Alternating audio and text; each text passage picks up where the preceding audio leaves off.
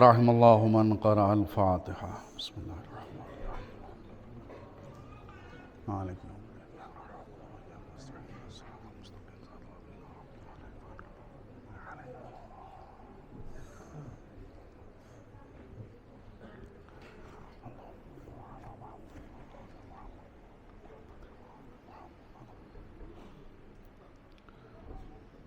اعوذ باللہ السمیع العلیم من الشیطان اللعین الرجیم. بسم اللہ الرحمن الرحیم. الحمدللہ رب العالمین والعاقبۃ للمتقین والجنۃ للموحدین والنار للملحدین والصلاة والسلام علی سیدنا ونبینا بالقاسم محمد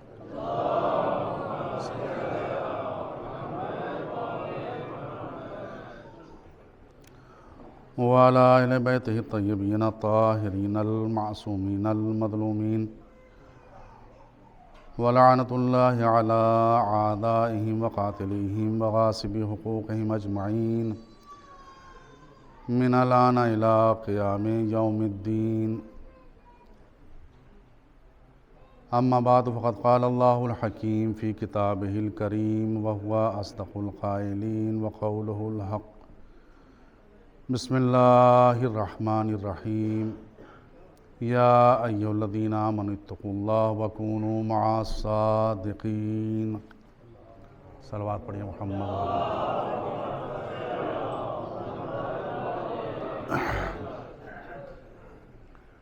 عزیزان گرامی قدر، گزشتہ 2 مجلسوں میں کچھ باتیں آپ کی خدمت میں پیش کی ہیں. آج اس سلسلے کی آخری مجلس ہے اور یہ خوش نصیبی کی ہے کہ ہمارے درمیان میرے استاد محترم بھی موجود ہیں، اور بہرحال بزرگوں کے سامنے زبان کھولنا ذرا مشکل ہوتا ہے، تو اگر کوئی لکنت ہو جائے، یہ گڑبڑ ہو جائے، لغزش ہو جائے تو معاف کریے گا. کہ صلوات پڑھیے محمد والے.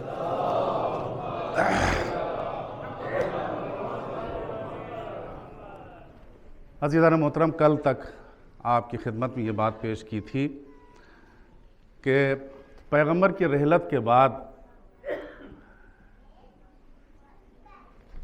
مسلمانوں کے سامنے کوئی ایسی شخصیت موجود نہیں تھی کہ جسے پیغمبر کی جگہ مسلمان قرار دیتے. ان کے لیے وہ دروازہ بند ہو چکا تھا، انہوں نے اپنے لیے اس دروازے کو بند کر لیا تھا. مسلمان یہ کہہ سکتے کہ ان کا قول پیغمبر کا قول ہے. مسلمانوں کے پاس کوئی ایسی شخصیت اور ایسی فرد موجود نہیں تھی، کیونکہ انہوں نے اس دروازے کو بند کر لیا تھا. اس کے برخلاف ایک سلسلہ وہ تھا کہ یہ عقیدہ ان کا تھا کہ پیغمبر کے بعد یہ نبوت ختم ہوئی ہے لیکن امامت شروع ہو گئی ہے. اس کے بعد جو سلسلہ شروع ہو رہا ہے، ان کا قول پیغمبر کا قول ہوگا اور پیغمبر کا قول ان کا قول ہوگا. اور یہ اعتبار کیوں حاصل ہوگا؟ کیونکہ پیغمبر نے جاتے جاتے کہا کہ میں 2 گراں قدر چیزیں چھوڑ کر جا رہا ہوں. بس یہی حدیث اعتبار کرائے گی کہ اس کے بعد کا جو سلسلہ ہے وہ اس طریقے سے باقی رہے. پیغمبر چلے گئے اور پیغمبر نے دین الہی میں 63 سال کی پوری زندگی ہے پیغمبر کی. 53 سال مکے میں گزارے، 10 سال پیغمبر نے مدینے میں گزارے. لیکن پیغمبر ہو کر قرآن مجید ان کے اوپر نازل کیا گیا، لیکن پیغمبر کبھی یہ بات جاتے جاتے نہ کہہ سکے اور نہیں کہی انہوں نے کہ کل تک یہ بات ایسی تھی، آج یہ بات ایسی میں کر رہا ہوں. توجہ فرمائیے گا، پیغمبر کی پوری زندگی میں آپ کو کہیں پر یہ نہیں ملے گا کہ پیغمبر نے کہا ہو کہ کل ایسے حالات تھے تو یہ حکم تھا، آج حالات بدل گئے ہیں تو میں اس حکم میں تبدیلی کر رہا ہوں. پیغمبر کی پوری زندگی، اور ایسا نہیں ہے کہ حالات نہیں بدلے، یعنی پیغمبر ہو کر یہ جرات نہیں کر سکے کہ اگر کسی حکم کو بدلنا چاہیں تو کہتے کہ میں اس حکم کو بدل رہا ہوں، پیغمبر بھی یہ کہا نہیں کر سکے۔ لیکن پیغمبر کے وفات کے بعد اگر امتی یہ کہے کہ کل تک ایسا تھا اور میں ایسا کر رہا ہوں، تو اس کا مطلب یہ ہے کہ اس پیغمبر کے راستے کو چھوڑ دیا ہے۔ پیغمبر ایسا نہیں، ہم نے کہا کہ حالات بدلے نہیں ہیں، حالات بدلے۔ مکے کے حالات صبر والے تھے، جہاں تلوار نہیں اٹھانا تھی، اور ہجرت کے بعد حالات بدل گئے کہ اور اس کے بعد فوراً ہی اجازت دے دی گئی کہ اب تمہیں جہاد کرنا ہے مسلمانوں، اور دوسری ہی ہجری میں جو ہے وہ جنگ بدر ہو جاتی ہے۔ تو حالات بدلے تھے، پیغمبر کو یہ اختیار تو تھا کہ اب حالات بدل گئے ہیں، وہ جہاد کا حکم دے دیتے، لڑنے کا حکم دے دیتے، لیکن پیغمبر ہو کر بھی انہوں نے پوری زندگی یہ کام نہیں کیا کہ دین خدا میں انہوں نے ترمیم کی ہو، دین خدا میں کوئی رد و بدل کی ہو۔ آل محمد کا کل کارنامہ یہ ہے کہ انہوں نے اپنی زندگیوں کو قربان کر دیا تاکہ دین الہی رہے، ورنہ جتنی حکومتیں آئی ہیں انہوں نے اپنی بادشاہی، اپنی حکومت، اپنی خلافت کو بچانے کے لیے الوہیت اور خدا کی خدائی کو قربان کیا ہے۔ آل محمد نے خدا کی خدائی کو بچانے کے لیے اپنے کو قربان کیا۔ تو ایسا نہیں کہ حالات نہیں بدلے، لیکن پیغمبر میں بھی یہ جرات نہیں، پیغمبر بھی یہ کام نہیں کر سکے 63 سال تک۔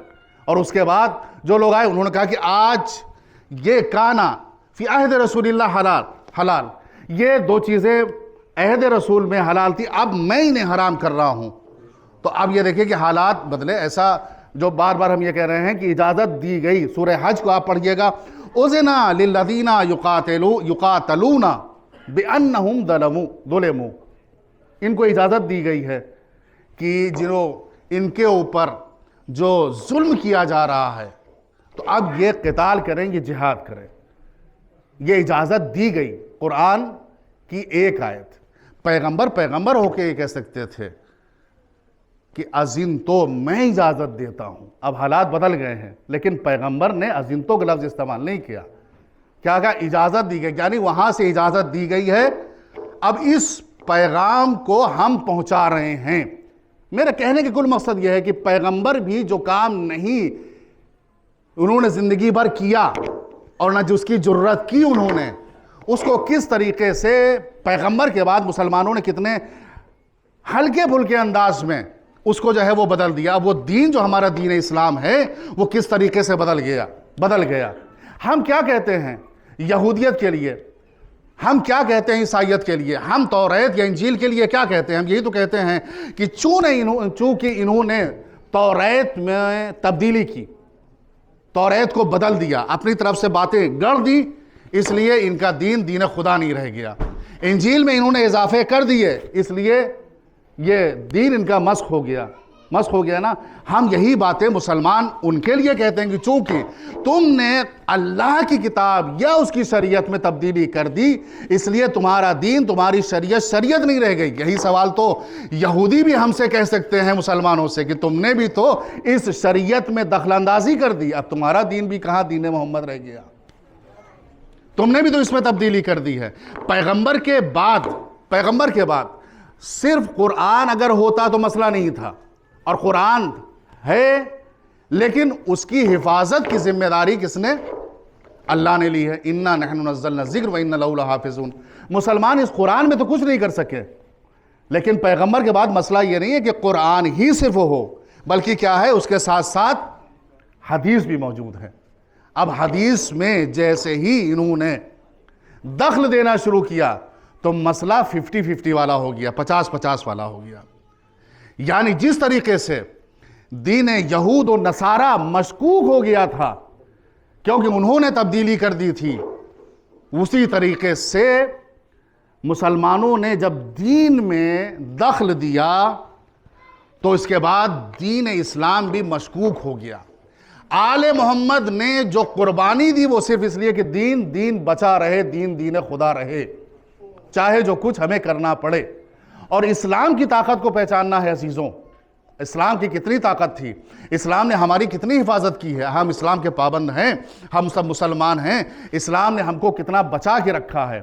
مثال دے رہے ہیں آپ کی سنجیدگی کو دیکھتے ہوئے۔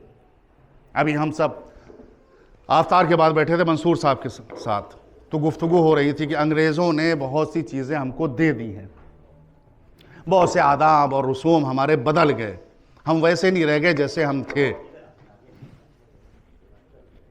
کوٹ پینٹ آ گیا، شرٹ آ گئی، ٹائی آ گئی، چائے آ گئی، یہ سب تو بٹوارے سے پہلے کچھ نہیں تھا، یہ سب جو ہے چیزیں، لیکن جب وہ گئے تو یہ اپنا کلچر ہم کو دے کر چلے گئے۔ لیکن اسلام کی طاقت کو عزیزوں دیکھیے گا کہ اسلام نے کس طریقے سے ہماری حفاظت کی۔ تقریباً بٹوارے سے پہلے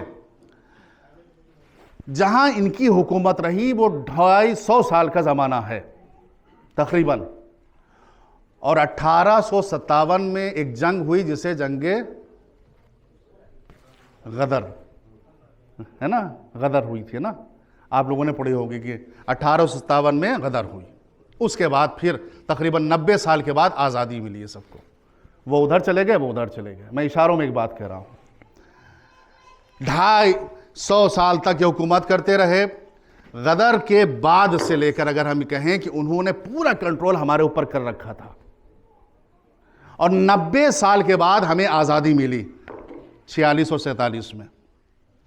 90 سال میں وہ گئے تو اپنا کلچر تو وہ دے کر چلے گئے کہ چائے پینا ہے، کافی پینا ہے، پہننا ہے تو کیسے پہننا ہے، کھانا ہے کیسے جو ہے پینا ہے، لیکن مذہب کے اوپر وہ ہاتھ نہیں ڈال سکے۔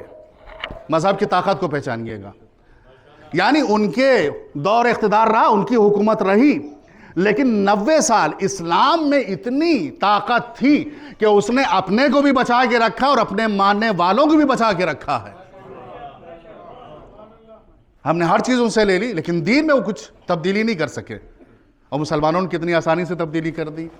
الدین و یعصم ایک چھوٹا سا جملہ ہے، دین تمہاری ہمیشہ حفاظت کرتا ہے، ہمیشہ تمہاری حفاظت کرے۔ اگر ہم دین کے سانچے میں اپنی زندگی کو گزاریں گے تو ہمیشہ جو ہے محفوظ رہیں گے، دین ہماری حفاظت کرتا رہے گا۔ اور دین سے جہاں ہم باہر ہوئے وہاں کبھی مشرق کی ہوا ہم کو لے کر چلی جائے گی، کبھی مغرب کی ہوا ہم کو لے کر چلی جائے گی۔ یہ دین، یہ مسلح، یہ ہمیں سنبھال کے رکھتا ہے۔ آل محمد علیہ السلام کی چوکھٹ ہم کو یکجا اور ایک جگہ پر رکھتی ہے۔ ان کی قربانیاں آپ ان کی خدمات کو دیکھیے، آپ کہ مسلمانوں نے ساری خرابیاں کر دی، جو جس کا دل چاہا، اور بنی عباس اور بنی امیہ تک پہنچ گئے کہ عبد الملک نے کنیز کو بھیج دیا کہ جاؤ نماز پڑھا دو۔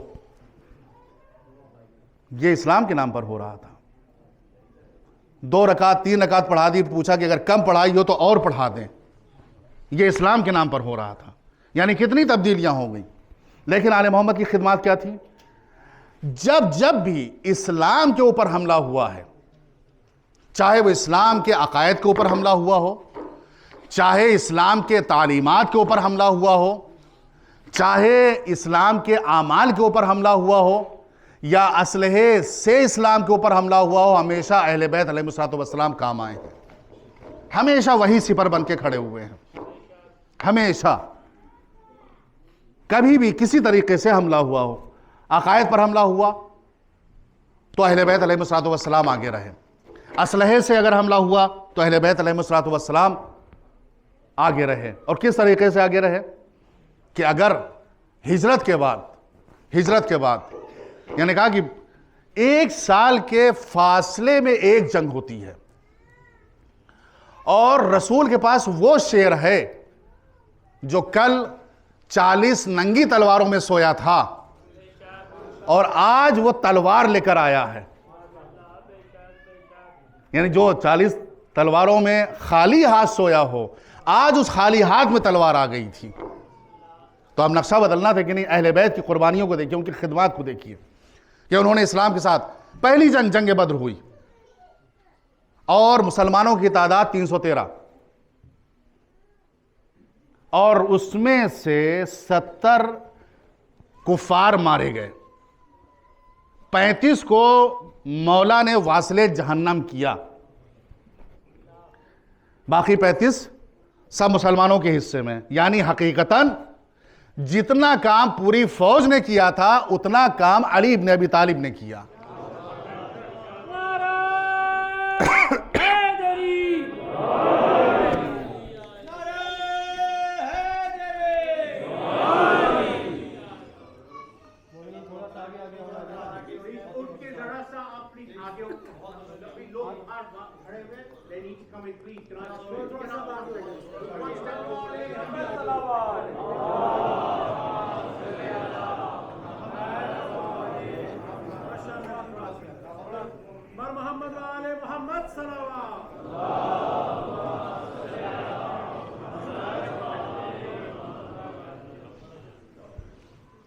ایک اور درود پڑھیے محمد والے میں.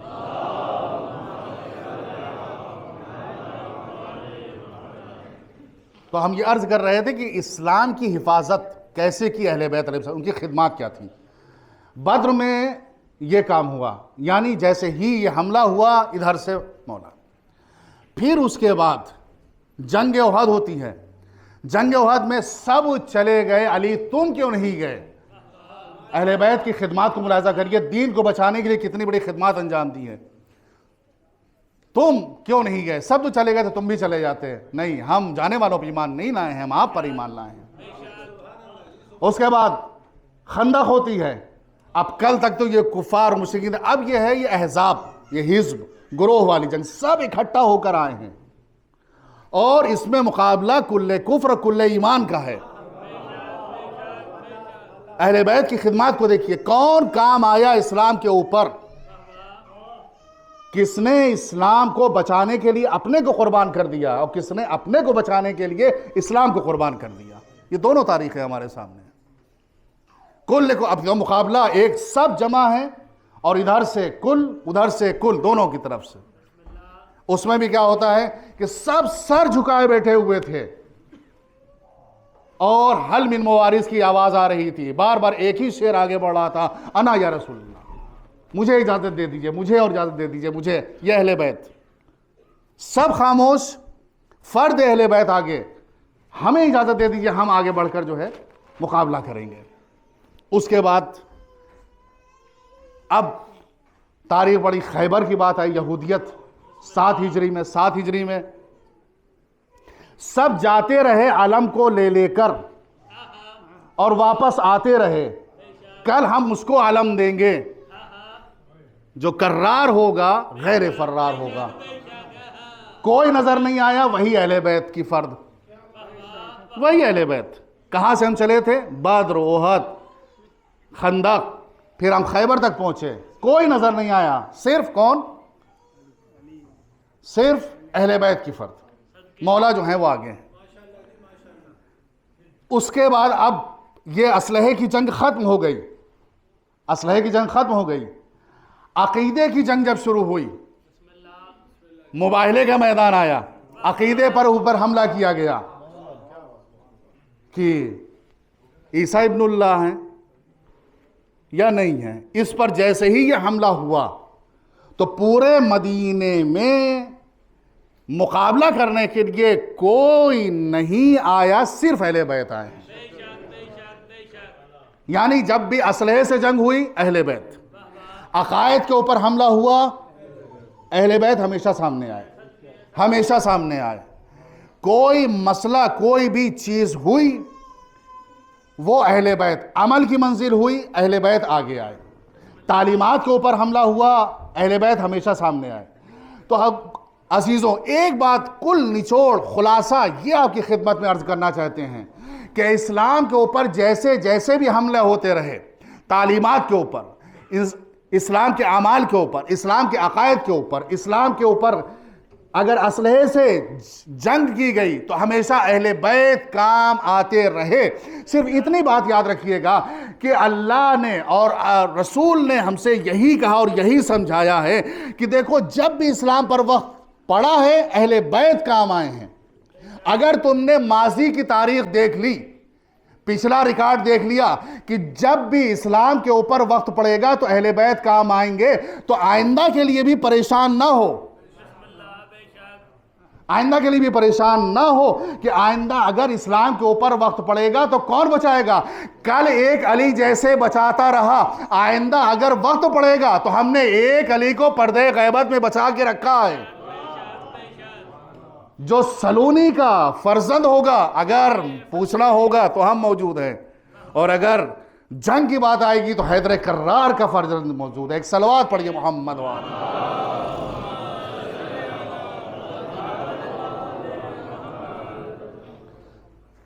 جب بھی یہ خدمات ہے، یہ دفاع ہے اہل بیت کا کہ انہوں نے ہمیشہ قربانی دی، قربانی، کہ کس طریقے سے ہم دین کو ہم کو بچا کے لے جانا ہے۔ اور جو پوری تاریخ اگر آپ پڑھیں گے تو پوری تاریخ میں ایک سیاست اہل بیت کی ملے گی، وہ ہے مظلومیت کی سیاست۔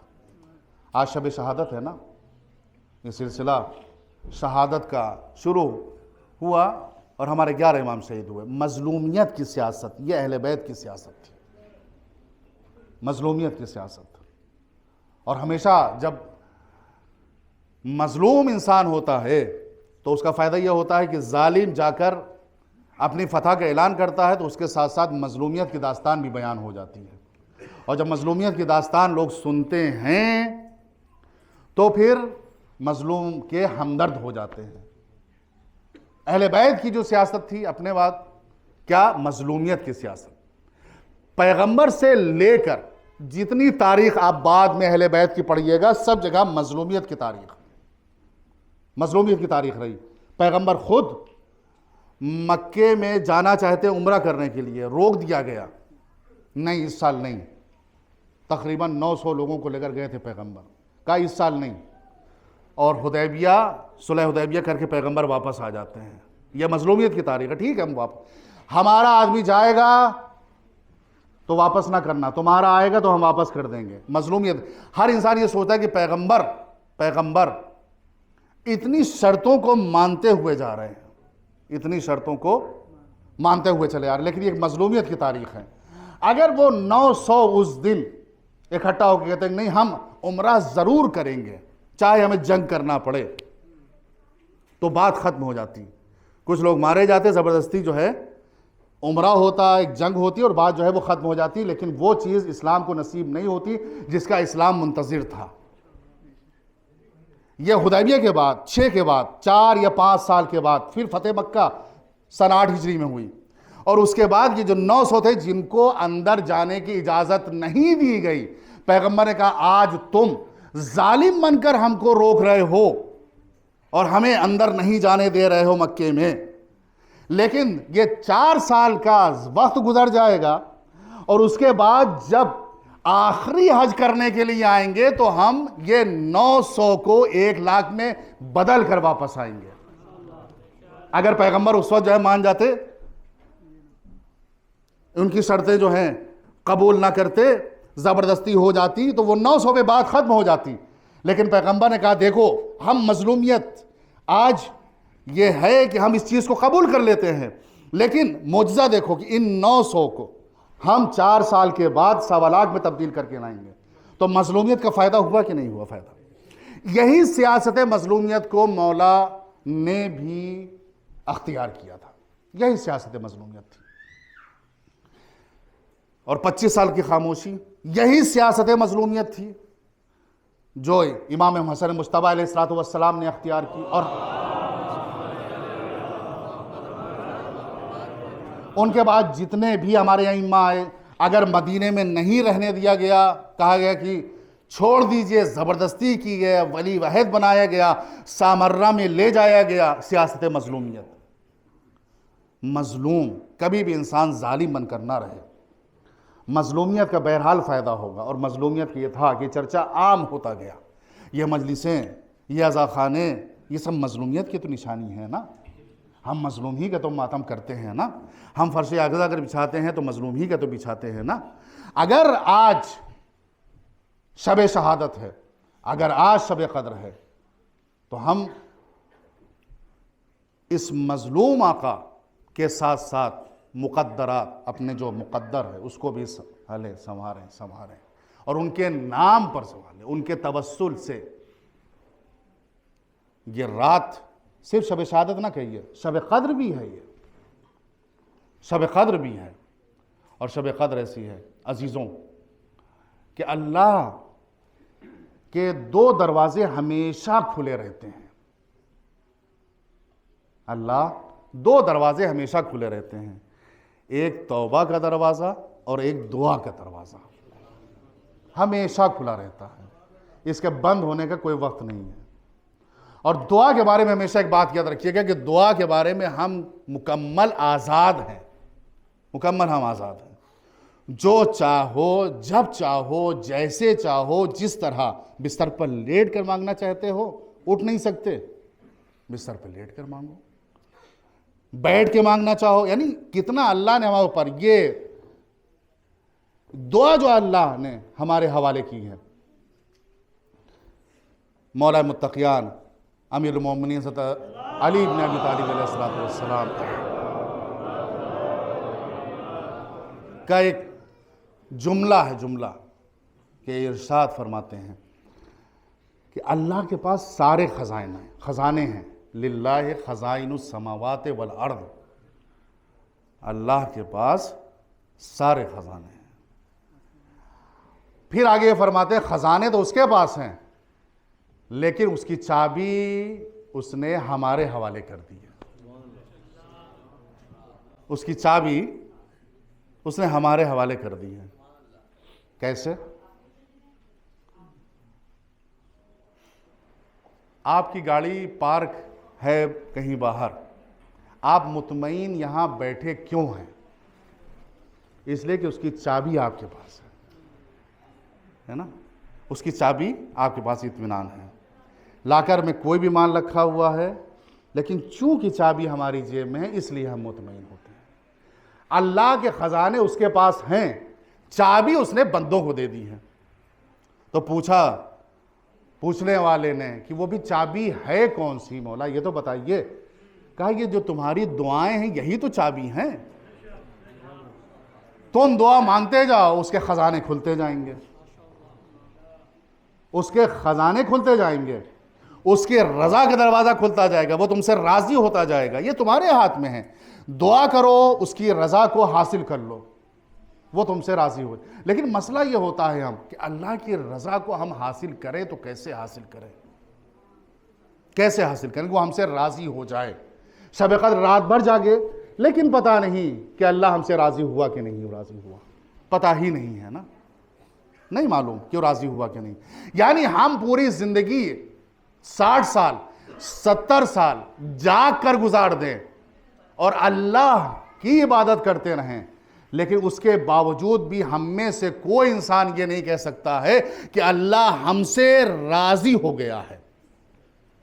60 سال ہم جاگتے رہیں، محنت کرتے رہیں، عبادت کرتے رہیں، سب کچھ کرتے رہیں، لیکن پھر بھی ہم میں سے کوئی بندہ یہ نہیں کہہ سکتا کہ اللہ ہم سے راضی ہو گیا۔ یہ ہم بندے خاطی گنہگار عاصی کہ ہم میں سے اگر پوری زندگی کوئی جاگے اس کے باوجود یہ ادعا اور دعویٰ نہیں کر سکتا ہے کہ اللہ ہم سے راضی ہو گیا، لیکن تاریخ میں ایک بندہ ایسا نظر آیا کہ جو سویا تو اللہ کی مرضی کا اس نے سودا کر لیا۔ ایک صلوات پڑھیے محمد وعلیہ۔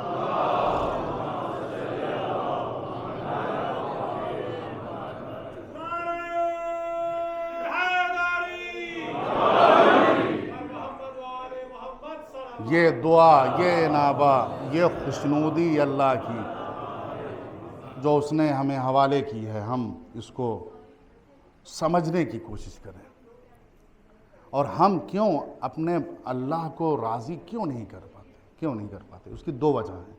یا تو ہمیں علم نہیں ہوتا ہے کہ اللہ کن کن باتوں سے راضی ہوگا، اور اگر علم بھی ہو جائے کہ اللہ کن کن باتوں سے راضی ہوگا تو عمل ہم ان باتوں پہ نہیں کرتے ہیں، یعنی عمل میں کمزور ہوتے ہیں یا علم میں کمزور ہوتے ہیں۔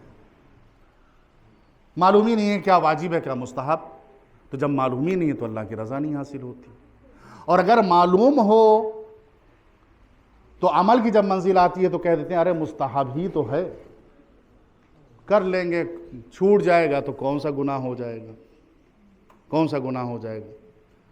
تو عمل میں ہم کمزور نظر آتے ہیں یا علم میں ہم کمزور نظر آتے ہیں؟ ہماری یہ حیثیت ہے کہ ہم علم میں بھی کمزور ہیں اور عمل میں بھی کمزور ہیں، اس وجہ سے اللہ کی رضا کا سودا نہیں کر سکتے۔ لیکن مولا نے کیوں سودا کر لیا؟ علم میں اتنا مضبوط تھے کہ سلونی قبل ان تفقدونی کہہ رہے تھے، اور عمل میں اتنا مضبوط تھے کہ ایک ضربت ثقلین کی عبادت پر باری تھی، اس لیے وہ سوئے تو انہوں نے سودا کر لیا۔ عزیزوں، ہم مولا متقیان کی زندگی کو پڑھیں، سمجھیں، کوشش کریں، اور باقی ائمہ کی بھی، کہ وہ ہم سے کیا چاہتے تھے، ہمیں کیسا دیکھنا چاہتے تھے۔ یہ مظلوم جو زندگیاں گزری ہیں نا، 63 سال مولا کی زندگی تھی، اس 63 سال کی زندگی میں مولا نے جو زندگی آخری وقت کی گزاری ہے وہ بڑی سخت تھی، خاص طور سے فاطمہ کے بعد کی زندگی بڑی سخت زندگی تھی۔ آپ یہ سوچئے کہ روایت، دو چھوٹے چھوٹے سے واقعے آپ کی خدمت میں عرض کریں گے، اور دونوں شہید مطہری علیہ الرحمہ نے نقل کیے ہیں، کہ مظلومیت ایسی ہے مولا کی کہ کوفے میں آنے کے بعد کوئی یہ نہیں پہچانتا ہے کہ یہ علی ہیں، یہ خلیفہ ہیں، اور پہلا جمعہ ہے کوفے کا اور مولا جمعہ پڑھانے کے لیے جا رہے ہیں، لوگ پہچانتے نہیں ہیں، وہ سیدھا سا لباس لیکن صاف ستھرا، آنے چاہتے ہیں لوگ، راستہ نہیں دے رہے ہیں، پہچانتے نہیں ہیں۔ ان کے دماغ میں تو ایک بات بیٹھی ہوئی ہے نا کہ خلیفہ وقت ہوں گے تو بڑے شان کے ساتھ آئیں گے، 2-4 لوگ آگے ہوں گے، 2-4 لوگ پیچھے ہوں گے، ہٹو بچوں کا نعرہ ہوگا۔ انہوں نے تو کبھی سوچا ہی نہیں تھا کہ کوئی خلیفہ ایسا بھی آئے گا جس کی اتنی سادہ زندگی ہوگی، اتنا سادہ لباس وہ پہنتا ہوگا۔ کوفے والے پہچانتے نہیں ہیں، اور صفوں کو چیرتے ہوئے بڑھ رہے ہیں۔ کسی نے کہا یہی تو ہیں اس وقت کے خلیفہ، تب لوگوں نے پہچانا کہ یہ۔ اب راوی یہ کہتا ہے جس نے دیکھا اس منظر کو کہ مولا جب خطبہ دے رہے ہیں تو اپنے اس قبا کے دامن کو ہلکے ہلکے سے حرکت دے رہے ہیں، کہ میں سمجھا نہیں کہ آخر کیوں ایسا کر رہے ہیں۔ جب خطبہ ختم ہوا، نماز ختم ہوئی تو ہم نے سوال کیا مولا کیا بات تھی کہ آپ اپنے اس قبا کے دامن کو ایسے ایسے؟ اس کے دماغ میں ایک بات بیٹھی ہوئی تھی، خلیفہ ہوں گے تو ان کے بہت سے لباس ہوتے ہوں گے، جمعہ کے کپڑے الگ ہوں گے، حکومت کے کپڑے الگ ہوں گے، باہر جب نکلتے ہوں گے تو کپڑے الگ ہوں گے، ہر طرح کے لباس ہوگا۔ اس کے دماغ میں یہ بات بیٹھی ہوئی تھی۔ تو جواب یہ ملا کہ صرف ایک ہی قبا تھی جس کو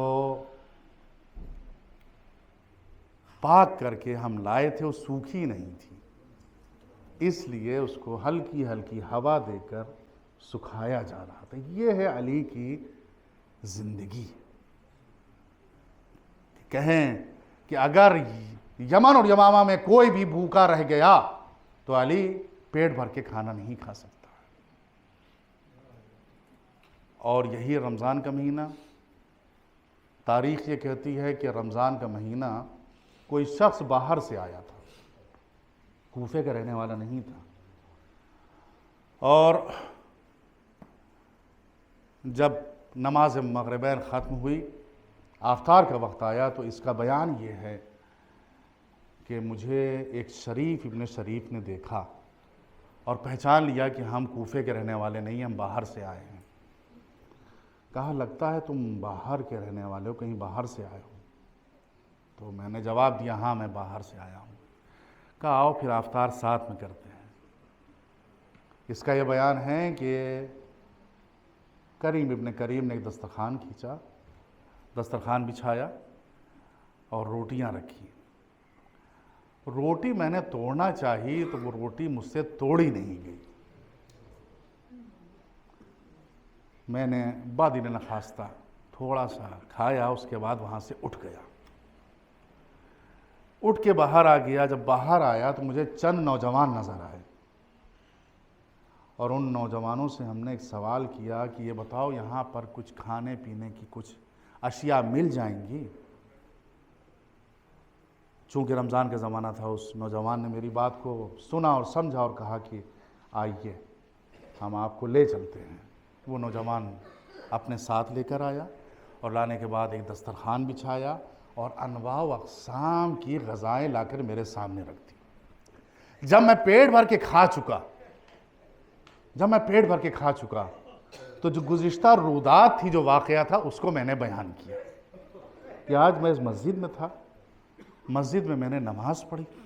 نماز کے بعد ایک شریف ابن شریف نے مجھے بلایا اور بلانے کے بعد ایک دسترخوان بچھایا اور مجھے مدعو کیا.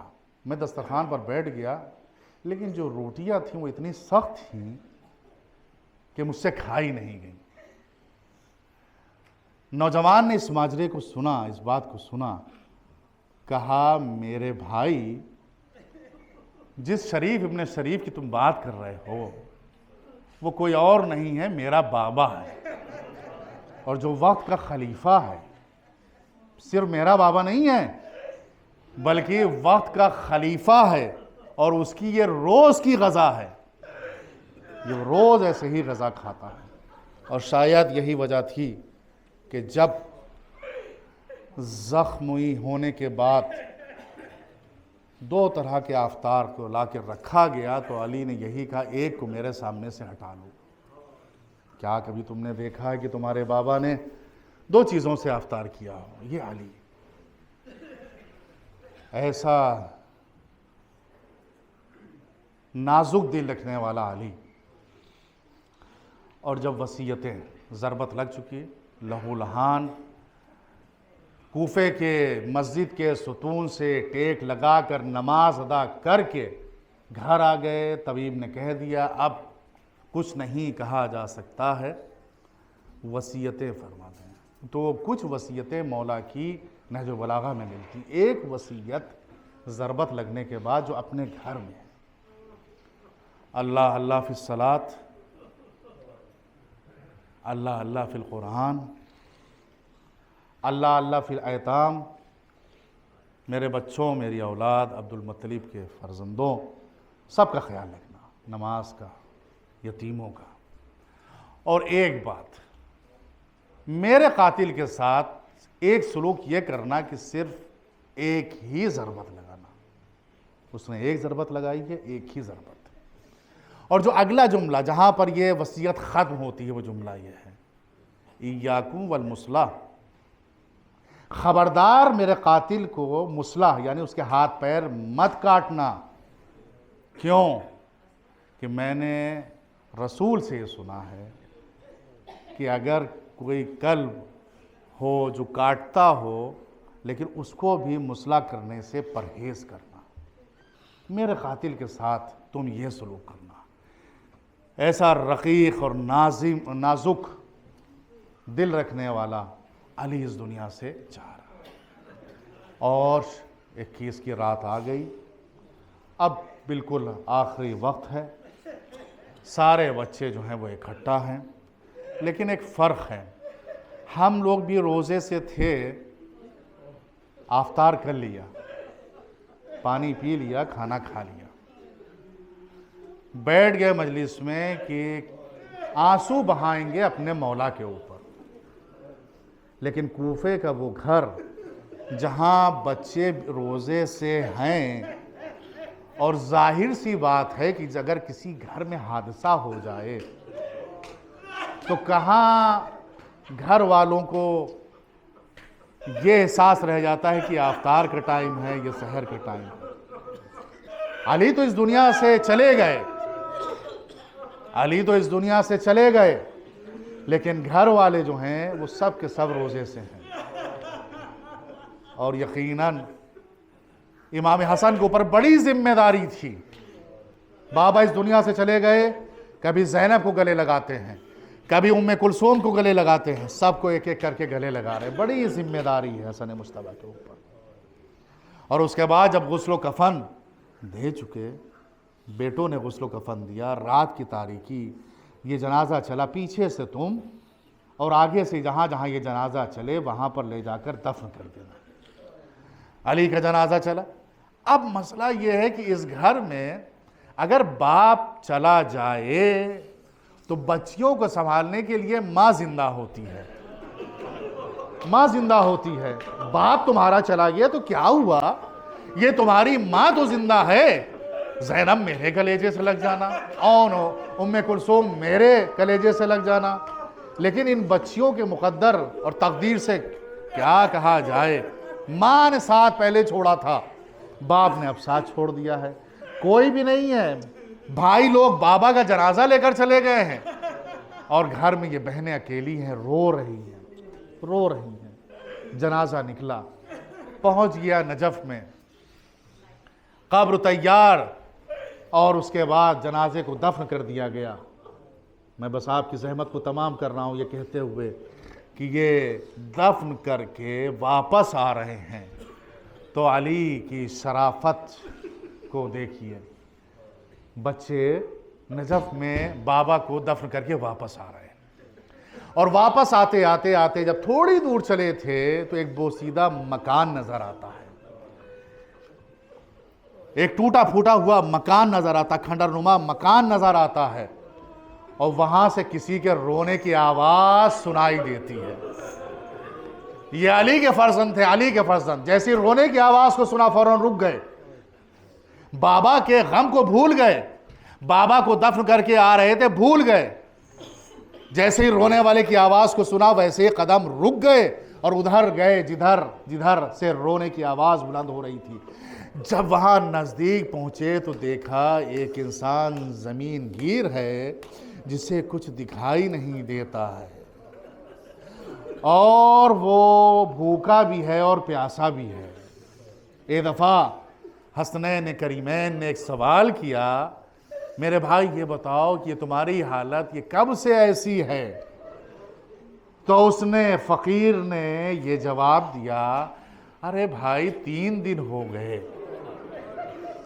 3 دن پہلے تک ایسا ہوتا تھا کہ جب رات کی تاریکی ہو جاتی تھی، تاریکی شب نظر نمودار ہو جاتی تھی، تو رات کی تاریکی میں ایک شریف انسان میرے قریب آتا تھا اور آنے کے بعد اپنے ہاتھوں سے لقمہ بنا بنا کر مجھے دیا کرتا تھا، مجھے اپنے ہاتھوں سے پانی پلایا کرتا تھا۔ آج 3 دن ہو گئے، وہ انسان نظر نہیں آیا، اللہ خیر کرے، اس کی کوئی خبر نہیں ہے۔ جیسے ہی حسنین نے اس جملے کو سنا ویسے ہی سمجھ گئے کہ یہ شخص کس کی بات کر رہا ہے۔ کہا یہ بتاؤ کبھی تم نے اس شخص سے، اس شریف انسان سے کبھی اس کا نام پوچھا تھا؟ تو جیسے ہی اس سے یہ کہا تو اس فقیر نے یہ جواب دیا، ہاں جب بھی میں نے اس سے نام پوچھا تو اس نے یہی جواب دیا، میں بھی تمہاری طرح اس دنیا میں ایک فقیر ہوں۔ کبھی اس نے اپنے نام کو نہیں بتایا۔ کہا سن سکو گے میرے بھائی، سن سکو گے جس کا تم 3 دن سے انتظار کر رہے ہو، ارے 3 دن پہلے مسجد کوفہ میں اس کے اوپر ضربت لگائی گئی تھی، 3 دن تک وہ زخمی رہا اور اس کے بعد اس کی شہادت ہو گئی اور اس کو آج ہم دفن کر کے آ رہے ہیں۔ جیسے ہی اس فقیر نے یہ سنا کہ ارے وہ کریم ابن کریم مارا گیا، ارے وہ شریف ابن شریف مارا گیا، ایک دفعہ چیخ ماری، اے علی تمہارے بعد یہ دنیا رہنے کے قابل نہیں ہے۔ ارے چیخ کا مارنا تھا، وہ بھی اس دنیا سے چلا گیا۔ حسنین آگے بڑھے، ارے ابھی تو ہم بابا کو دفن کر کے آ رہے تھے، چلو اس بابا کے غلام کو بھی دفن کرتے ہیں۔ ارے اسے دفن کیا اور اپنے گھر کوفے میں آ گئے۔ زینب آگے بڑھی، بھیا ارے تم بابا کو دفن کر کے آ گئے۔ ام کلثوم آگے بڑھی، ارے بھیا تم بابا کو دفن کر کے آ گئے۔ ارے سارے گھر میں کوہرام ہے اور ایک صدا گونج رہی ہے، وعلیا وا مصیبتا وا غربتا۔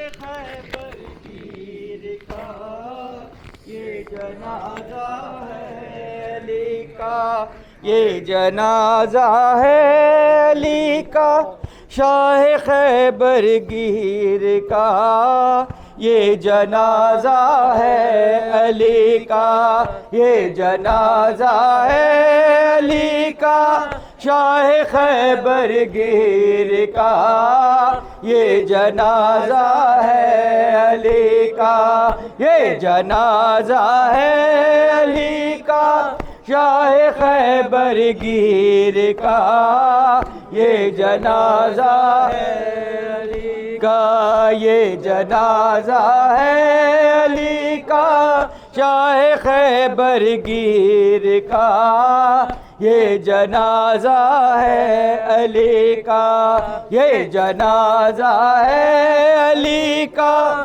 شاہ خیبر گیر کا یہ جنازہ ہے علی کا، یہ جنازہ ہے علی کا، شاہ خیبر گیر کا یہ جنازہ ہے علی کا، آج بابا مر گیا ہے شبر و شبیر کا یہ جنازہ ہے علی کا، یہ جنازہ ہے علی کا، شاہ خیبر گیر کا یہ جنازہ ہے علی کا، یہ جنازہ ہے علی کا، شاہ خیبر گیر کا یہ جنازہ ہے علی کا، آج بابا مر گیا ہے شبر و شبیر کا یہ جنازہ ہے علی کا، یہ جنازہ